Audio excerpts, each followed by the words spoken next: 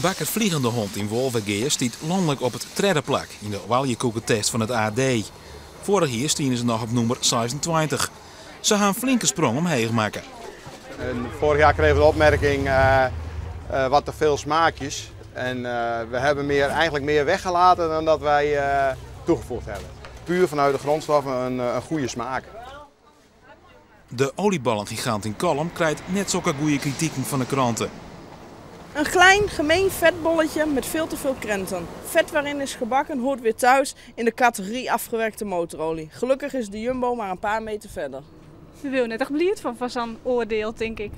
Ja, ik weet niet hoe serieus je dat nemen moet. Maar luister, we staan 17 jaar hier in Kolm.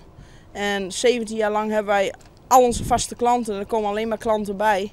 En dan vraag ik me af, hoe serieus moet je dit nemen? De crème scoort het meest in Friesland, maar een 110e plak en het cijfer 0.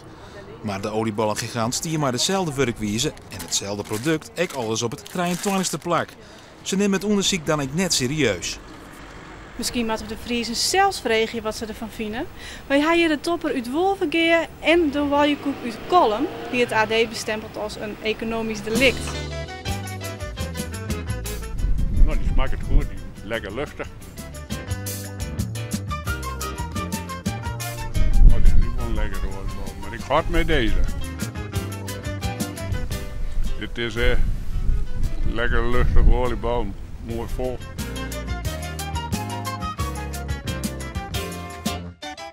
Deze smaakt het niet goed, alleen dat deze is wat vetter en deze is wat droger.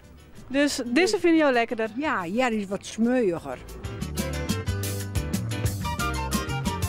Deze wel lekkerder. En waarom? Nou, ik weet het zo wat meer smaak, vind ik.